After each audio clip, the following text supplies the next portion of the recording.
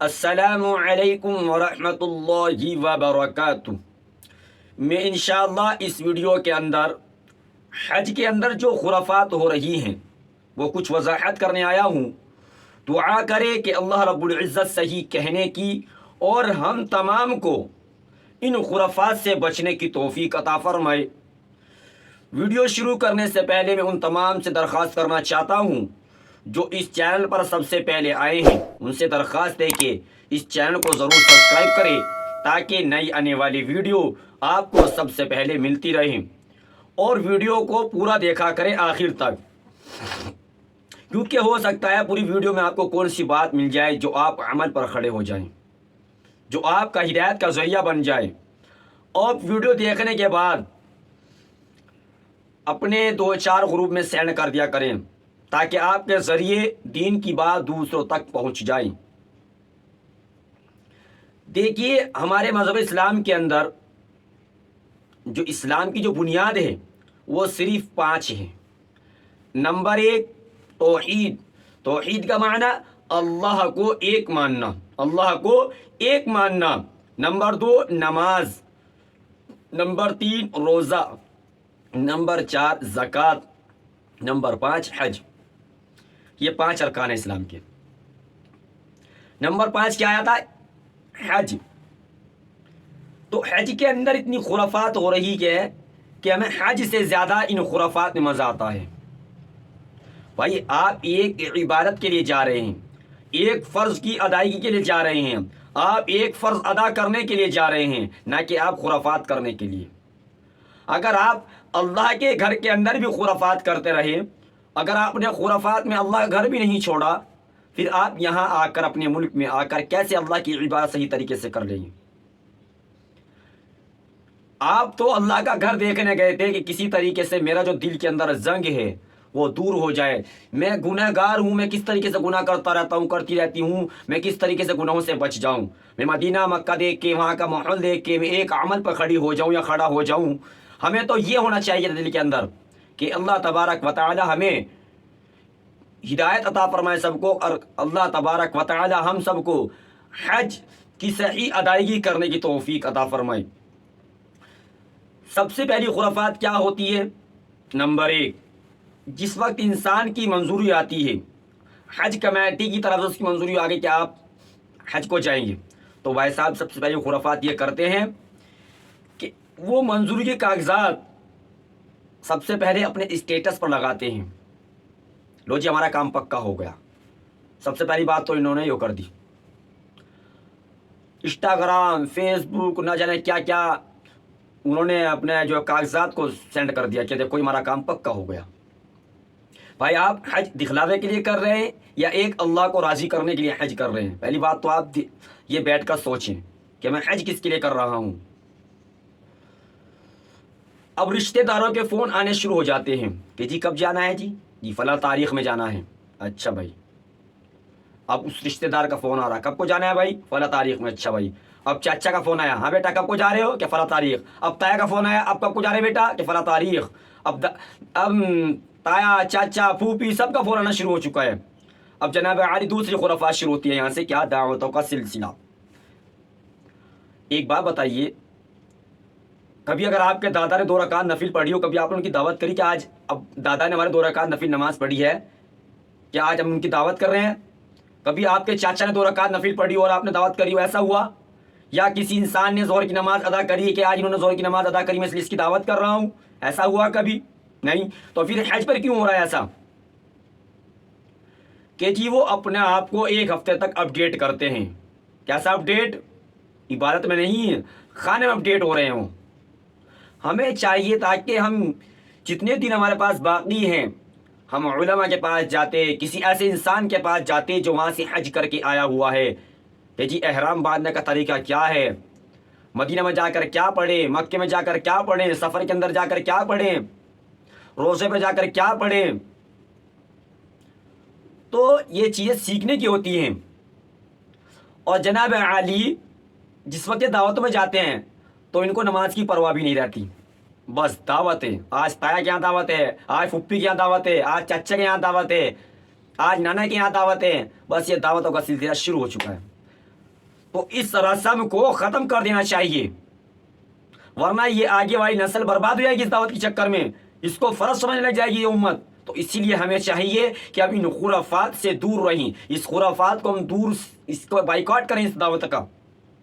اگر آپ کا چاچا یا تایا یا پھپھی یا دادی یا نانا کوئی بھی اگر آپ کو کال کر کہے کہ بیٹا فلاں دن آپ کی دعوت ہے، تو ان سے کہیں اماں یا چاچا یا تایا کہ یہ وقت میرا سیکھنے کا ہے، میں دعوت کھانے کے لیے نہیں، یہ میرا وقت سیکھنے کا ہے، کیونکہ ٹائم میرے پاس کم ہے۔ آپ بائیکاٹ کریں گے تو انشاءاللہ ان کی ہمت بھی نہیں پڑنے کی آپ کو دعوت کرنے کی۔ اور پھر اگر آپ نے دعوت کھا بھی لی، یہ مت سمجھنا کہ انہوں نے دعوت کھلا دی، یہ آپ کے اوپر ایک قرض چڑھ گیا، ایک قرض جسے کہتے ہیں قرض۔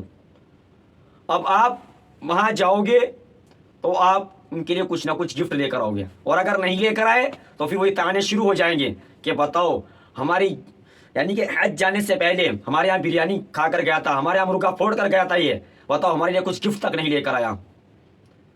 تو ایسا کام ہی کیوں کرو کہ جس سے برائی آئے۔ تو اسی لیے یہ دعوتوں کا سلسلہ میرے حساب سے ابھی بائیکاٹ اس کا کرنا چاہیے، کیونکہ دعوتوں کے چکر میں پھر آدمی کا عبادت کے اندر جی نہیں لگتا، من نہیں لگتا پھر عبادت، کیونکہ آپ کھاؤ گے پھر آپ کو ایک الکسی آئے گی، پھر آپ کا عبادت میں مزہ نہیں آئے گا۔ تو اسی لیے خدا کے واسطے اگر آپ پر ٹائم ہے تو وہ ٹائم سیکھنے پہ لگائیں کہ مجھے وہاں جا کر کیا کیا کرنا ہے اور کس جگہ کیا پڑھنا ہے، اپنے علماء سے پوچھ کے، اور ان علماء سے جو وہاں پر گئے ہیں ان کو زیادہ پتہ ہے، کیونکہ کتاب تو اتنا سا دیتی ہے، لیکن جب انسان موقع پر پہنچتا ہے تو اتنا سیکھ کر آتا ہے وہاں سے۔ تو اسی لیے جو علماء کرام وہاں گئے ہیں ان سے رابطہ قائم کریں اور ان سے پوچھیں کہ احرام کہاں سے باندھنا ہے، کب تک باندھنا ہے، حج کے 5 دن کیسے ہیں، کس طریقے سے گزارنے ہیں، قربانی وہاں جا کر کیسے کرنی ہے۔ تو ساری چیزیں ہمیں سیکھنے کی ضرورت ہے، لیکن سیکھیں گے کب؟ ہمیں تو دعوتوں سے فرصت نہیں ہوتی۔ تو اس دعوت کا بائیکاٹ کریں۔ تیسری خرافات کیا ہوتی ہے کہ جس وقت بندہ گھر سے نکلتا ہے تو جی ادھر تایا بھی آئے ہوئے، چاچا بھی آئے ہوئے، بہنیں بھی آئے ہوئی، بھائی بھی آئے ہوئے، سب کی سب آئے ہوئے ہیں، اور جناب عالی پھولوں کو حال ڈالا جا رہا ہے۔ یہ کیا طریقہ ہے؟ یہ سراسر مذاق ہے دین کا، اس رسم کو ختم کر دینی چاہیے، ورنہ اتنا اگر پروٹوکول کرو گے آپ اس عمل کو تو لوگ سوچیں گے یار اتنا مشکل ہے حج کرنا۔ تو ایسا نہ کیا کریں، پھولوں کو ہار ڈالنے سے پرہیز کریں اور ان کاموں سے بچیں۔ نمبر 4، شاپنگ، یعنی کہ وہاں جا کر آپ شاپنگ کر رہے ہو، ویسے ہی وہاں سے 30-35 کلو سے زیادہ سامان لانے نہیں دیتے، اور آپ وہاں سے لاد کر لے کر آ رہے ہو۔ مطلب کہ بہت سارے حضرات سے ہم نے سنا ہے، اپنے علماء نے سنا ہے جو وہاں سے آئے ہیں کہ جاتے ہیں جناب علی عمرہ پہ یا حج پر جاتے ہیں، پہلے دن 1 کانٹا لیتے ہیں، کانٹا جسے سامان تولا جاتا ہے کہ آج دیکھیں کتنے کلو ہے، آج 5 کلو ہو گیا، اب آج 2 کلو تو 7 کلو ہو گیا، آج 9 کلو ہو گیا، آج 15 کلو ہو گیا۔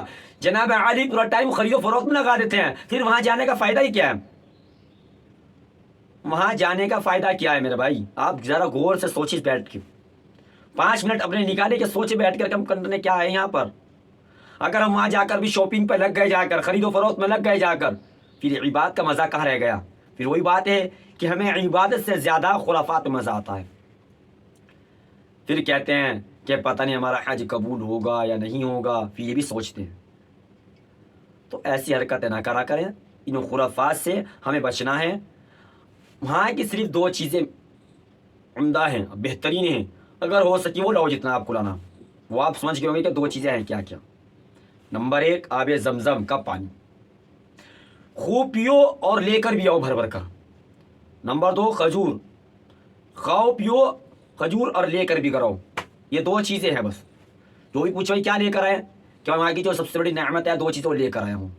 نہ آپ کسی کے لیے گفٹ لے کر آؤ گے، نہ آپ پر برائی آئے گی۔ آپ کیا کریں، بس جناب عالی جاؤ، حج کرو اور اپنے آب زمزم کا پانی پئیں، کھجور کھائیں، اور اپنے گھر دوست احباب کے لیے ضرور لے کر آئے آب زمزم اور کھجور، میں کوئی حرج کی بات نہیں ہے۔ نمبر 5، ایک انسان کے پاس 1 لاکھ روپیہ ہے، ایک انسان کے پاس 2 لاکھ، میں ایک مثال دے رہا ہوں، تو اگر آپ یہ سوچنے لگ جائیں کہ میرے پاس 100 لاکھ روپے ہیں، مثال کے طور پہ 1 کروڑ روپے ہے، یا کسی کے پاس 2 کروڑ روپے ہیں، اب 2 کروڑ والا یہ سمجھ رہا ہے کہ میرے پر تو حج فرض ہے، اور 1 کروڑ والا بھی سمجھ رہا ہے کہ میرے اوپر حج فرض، واقعیتاً حج فرض ہو گیا ان پر. لیکن جس کے پاس 1 کروڑ روپیہ ہے اس کے پاس مال حلال کا ہے، اس نے محنت کر کے 1 کروڑ روپیہ جمع کیا. لیکن جس کے پاس 2 کروڑ روپے ہیں اس نے حرام کا جمع کیا. یاد رکھنا، شریعت کی نظر میں جس نے حلال طریقے سے کمایا 1 کروڑ روپیہ، شریعت اپنی نظر میں اسے مالدار سمجھتی ہے. اور جو حرام کے پیسوں سے حج کرے گا اس کا حج مکمل نہیں ہوگا. اگر وہ سوچتا ہے کہ میں مالدار ہوں تو اس کی یہ غلط سوچ ہے. شریعت کی نظر میں وہ امیر نہیں ہے، مالدار نہیں ہے. کیوں نہیں ہے مالدار وہ؟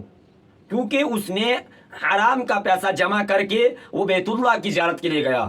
تو اس میں گنہگار بھی ہو گئے، اور اس کو توبہ کرنی چاہیے، اور اس کو حلال طریقے سے حج کو جانا چاہیے. اگر وہ حرام آمدن سے حج کرے گا تو اس کا حج نہیں ہوگا. تو یہ دھیان رکھنے کی بات ہے کہ ہمیں اگر حج پر جانا ہے تو ہمیں حلال طریقے سے جانا ہے، حلال انکم سے جانا ہے، حرام انکم سے ہم سب کو بچنا ہے. تو یہ حلال روزی اگر ہے، چاہے بشرط کہ 50 لاکھ ہی کیوں نہ اس کے پاس، حلال تو ہے نا، وہ مالدار ہے. اور چاہے اس کے پاس 2 کروڑ 3 کروڑ کتنے بھی ہے، ہمیں سے کوئی لینا دینا نہیں ہے شریعت کو، وہ مالدار نہیں کہتی. تو اسی لیے ہمیں کوشش کرنی چاہیے، پکا عہد کرنا چاہیے کہ ہم حلال کمائیں گے، ہم حلال کھائیں گے، حلال ہی کمائیں گے، حرام سے بچیں گے. تو یہ بات ذہن میں رکھنا کہ حرام پیسوں سے حج نہیں ہوتا. اسی طریقے سے سب سے آخر میں جو مجھے نصیحت کرنی ہے وہ آپ سب سمجھتے ہوں گے، اور آپ سمجھ بھی گئے ہوں گے میں کس طرف آ رہا ہوں. سب سے جو اہم چیز ہے نمبر 6 پر، موبائل. جو آج وہاں کے ٹائم پر سیلفیوں کا دور شروع ہو چکا ہے. ہم خانہ کعبہ کا طواف کر رہے ہیں، اب سیلفی سے اپنے گھروں کو، اپنے رشتہ داروں کو دکھا رہے، دیکھو جی آج ہم طواف کر رہے ہیں جی جناب علی. بھائی طواف کر رہے ہیں کہ دنیا کو دکھا رہا ہے؟ آپ طواف اللہ کے لیے کر رہے ہیں کہ دکھلاوے کے لیے طواف کر رہے ہو؟ آپ ذرا سوچ کر دیکھیں 1 منٹ بیٹھ کر کہ یہ طواف اگر میں دکھلاوے کے لیے کر رہا ہوں کیا قبول ہوگا یا نہیں ہوگا؟ کبھی آپ نے مائنڈ میں سوچا ہے اپنے؟ نہیں سوچا. خدا کے واسطے یہ موبائل لے آنا وہاں بند کریں، اپنے کمرے میں ہی رکھ کر جائیں. وہاں پر موبائل ساتھ ضرور لے کر جائیں، لیکن طواف کے دوران یا روزے پر ہرگز نہ لے کر جائیں. ہمارے مفتی صاحب فرما رہے تھے کہ جب ہم روزے پر جا رہے تھے، اندر سے باہر آ رہے تھے، تو ایک آدمی اپنے گھر والوں کو ویڈیو کالنگ پہ دکھا رہا تھا. دکھاتے وہ باہر آیا تو مفتی صاحب نے اس کو پکڑ لیا، پوچھا کہ بھائی مجھے سچ بتانا، آپ نے اندر جا کر کیا پڑھا اور کیا نہیں پڑھا، مجھے سچ بتانا. اس بھائی کے الفاظ یہ تھے کہ مفتی صاحب پڑھنا یاد ہی نہیں رہا. یعنی کہ موبائل نے ہمارا دماغ ایسا گھما دیا کہ ہمیں وہاں جا کر یہ بھی نہیں پتا کہ ہمیں کس جگہ کیا پڑھنا ہے. تو خدا کے واسطے اللہ کے گھر کو تو چھوڑ دو، اللہ کے گھر کو چھوڑ دو. یہ حرام کام اگر ہم یہاں بھی کر رہے ہیں اور وہاں بھی جا کے ہم حرام کام کریں گے تو کیا ہوگا؟ اللہ کیا منہ دکھائیں گے ہم؟ تو خدا کے واسطے ان سیلفیوں کی چکر میں نہ پڑے. وہاں جا کر اگر تمہیں کہیں کی امیج لینی بھی ہے، کہیں کا فوٹوز کھینچنا بھی ہے، تو ایسی جگہ کا امیج لے جہاں انسان کی تصویر نہیں آتی ہو، ایسی جگہ کا امیج لے. تو اسی لیے ان خرافات سے دور رہیں. امید ہے کہ آپ کو یہ تمام تر باتیں سمجھ میں آ گئی ہوں گی. اب میں آپ سے آخر میں ایک درخواست یہ بھی کرنا چاہوں گا کہ جو اس سال حج کو جا رہے ہیں، خدا کے واسطے یہ ویڈیو ان کو ضرور سینڈ کریں تاکہ وہ بھی ان خرافات سے بچیں.